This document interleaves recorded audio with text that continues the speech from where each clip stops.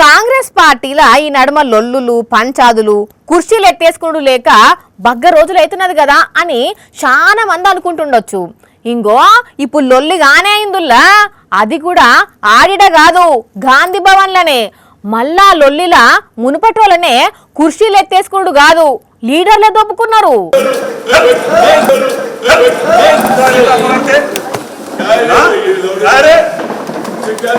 అయ్యో ఉస్మాన్ సార్ దొబ్బుతే ఫిరోజ్ ఖాన్ కింద పడ్డాడు పో. ఇంత పనాయనుల్లా అది కూడా మళ్ళా ఆడిడ కాదు స్వయంగా గాంధీ భవన్లనే. అది కూడా మంత్రులు పొన్నం సారు అజారుద్దీన్ సారు ఉండంగానే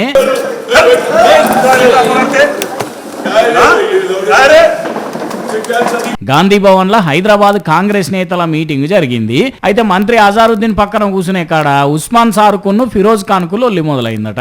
అటెంక గల్లాలు పట్టుకున్నారు. ఆడున్నోళ్ళు ఎవ్వరు చెప్పినా ఏం లేదు. ఇంతలో ఉస్మాన్ సారు దోషేసుడితోటి ఫిరోజ్ ఖాన్ సార్ కింద పడ్డాడు. ఇట్లా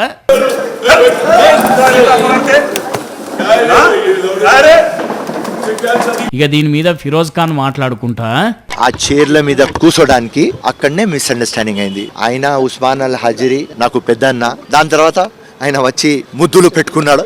ఇది మా పార్టీ. చిన్నదే పంచాది చిన్న మిస్అండర్స్టాండింగ్ తోటి జరిగింది. అయితే ఉస్మాన్ అన్న నాకు ముద్దు పెట్టిండు అని ముద్దుగానే చెప్పిండు. ఇక ఉస్మాన్ కూడా మాట్లాడుకుంటా हमारा मैटर है, हम भाया है, हमें उन्होंने माफी चाहिए, मैं भी माफ कर दिया, खत्म प्यार ले लिया, कुछ भी नहीं.